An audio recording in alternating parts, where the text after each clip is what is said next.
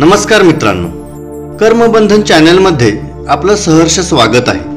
आजच्या या व्हिडिओमध्ये आम्ही आपल्याला पुत्रदा एकादशीचे महत्त्व, पूजन विधी, व्रत आणि त्या दिवशी करायच्या उपायांविषयी माहिती सांगणार आहोत। पण तत्पूर्वी जर का आपण आमच्या चॅनलवर नवीन असाल तर आमच्या चॅनलला सबस्क्राइब जरूर करा आणि सोबतच असणारे घंटीचे बटन अवश्य दाबा, जेणेकरून आमच्या वेगवेगळ्या उपायांचे व्हिडिओज आपल्यापर्यंत सर्वप्रथम पोहोचतील। तसेच आपण आमच्या व्हिडिओजना लाईक आणि शेअर नक्की करत चला, कारण या उपायांमुळे आपल्या जीवनामध्ये तर सुख समृद्धी येतेच, पण आपण केलेल्या एका शेअरमुळे दुसऱ्या कोणाच्या तरी जीवनातील दुःख, दुर्भाग्य, दरिद्रता संपून जाऊन त्यांच्या आयुष्याला नवीन उभारी मिळते।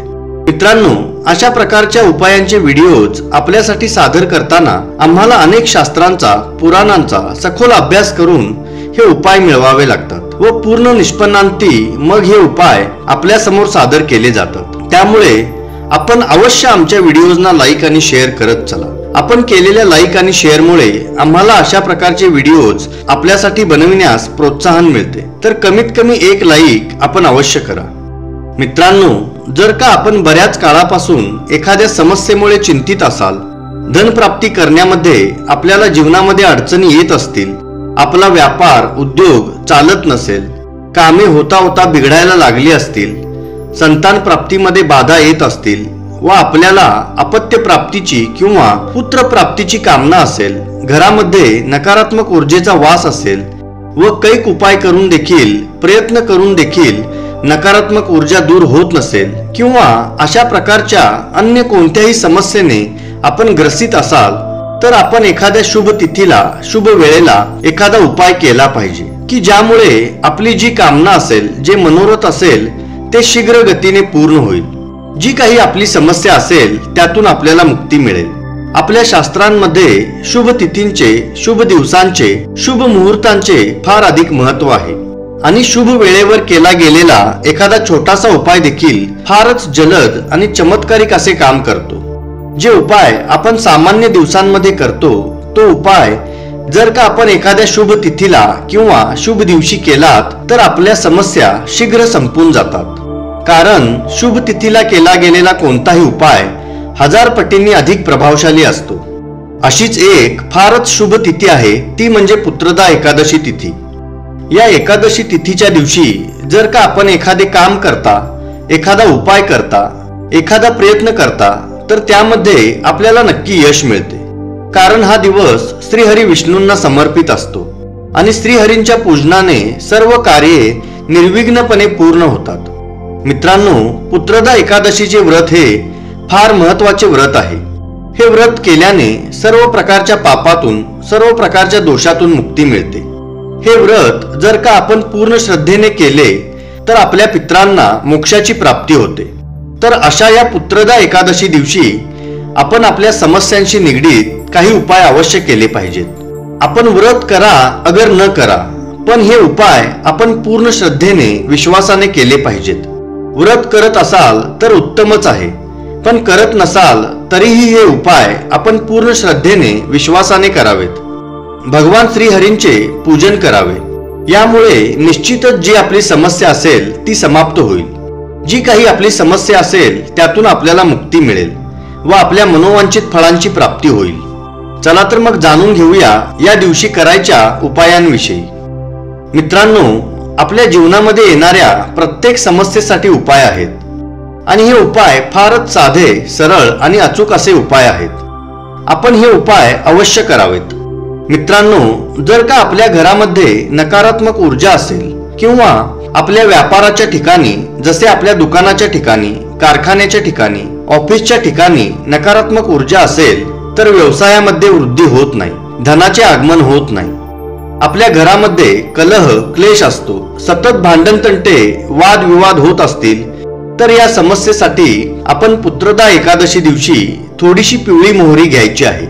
आपल्या उजव्या हाताच्या मुठीमध्ये आपण पिवळी मोहरी घ्यायची आहे व ही पिवळी मोहरी आपल्या डोक्यावरून अँटी क्लॉकवाईज म्हणजे घड्याळाच्या काट्यांच्या उलट दिशेने 7 वेळेला उतरवायची आहे व यानंतर एका प्लेटमध्ये किंवा कोणत्याही प्रकारच्या भांड्यामध्ये 3 कापराच्या वड्या घेऊन त्यावर ही मोहरी टाकून ही मोहरी जाळायची आहे.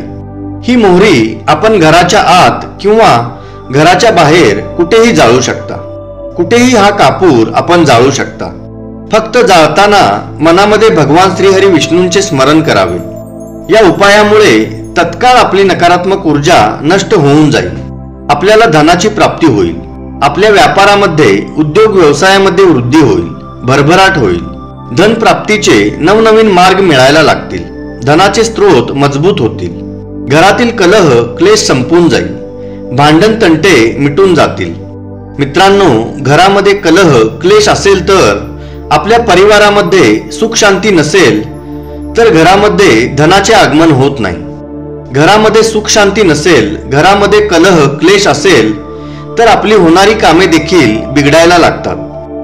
तर या समस्येसाठी एकादशीच्या दिवशी आपण भगवान श्रीहरी विष्णूंची माता महालक्ष्मींच्या समवेत पूजा करावी व एक तांब्याभर पाणी घेऊन त्यामध्ये थोडी चण्याची डाळ व गुळाचा खडा टाकावा व हे पाणी केळीच्या झाडाला अर्पण करावे.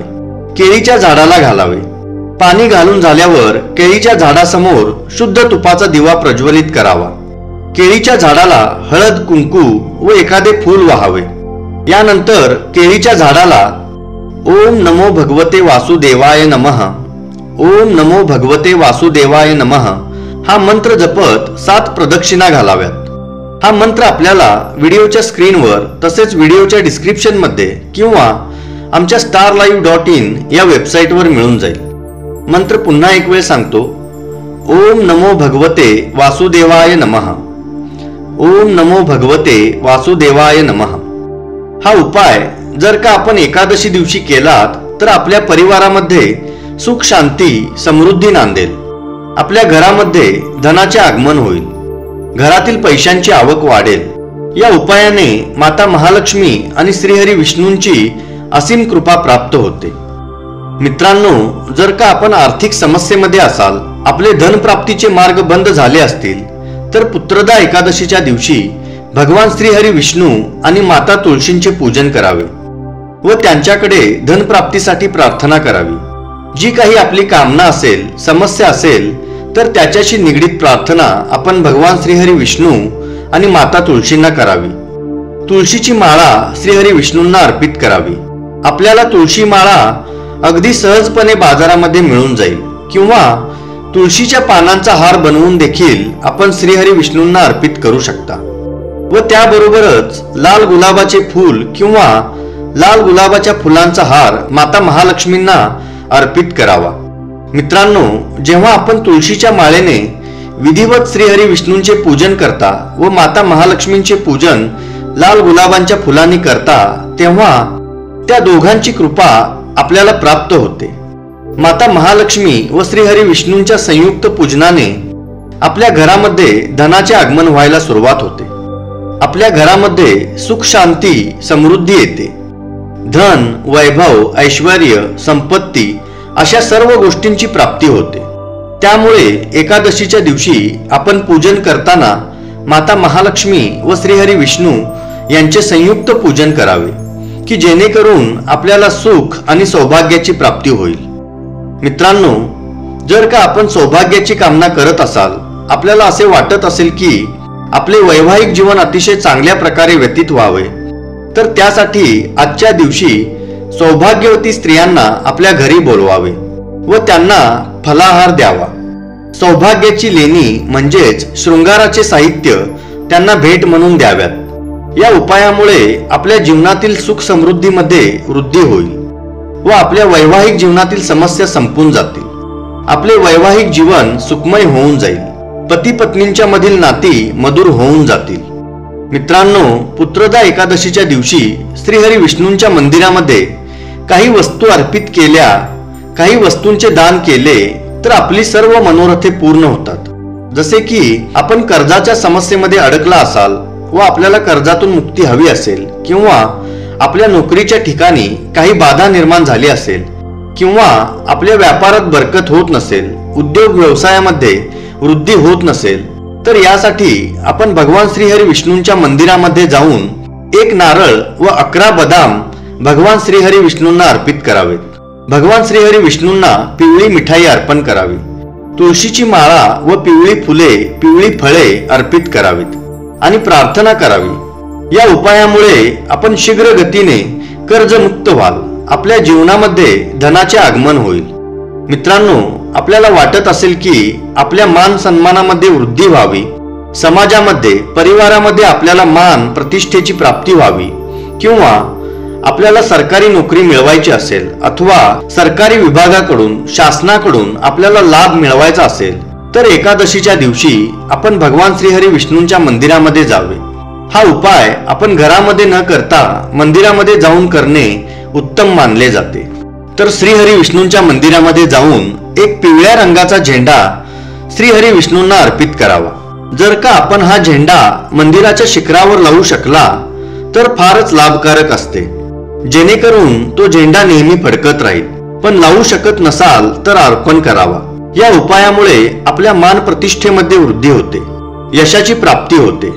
संतान प्राप्तीची कामना असणाऱ्यांनी हा उपाय अवश्य करावा।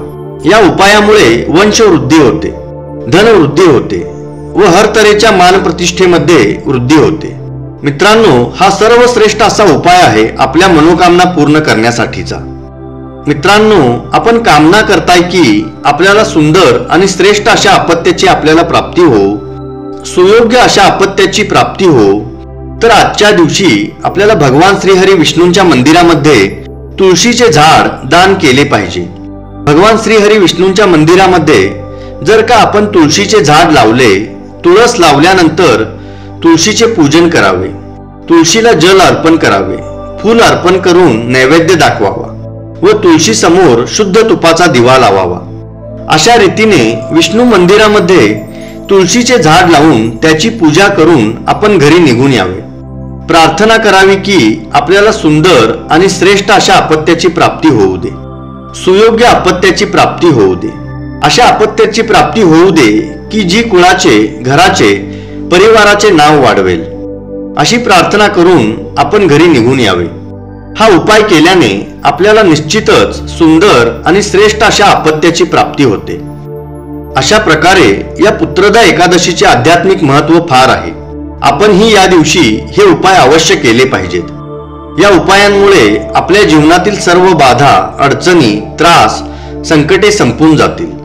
आपल्या जीवनातून दुःख, दरिद्रता, दुर्भाग्य कायमचे निघून जाईल। मित्रांनो, व्हिडिओ आवडला असेल तर लाईक, शेअर आणि सबस्क्राईब करायला विसरू नका। धन्यवाद।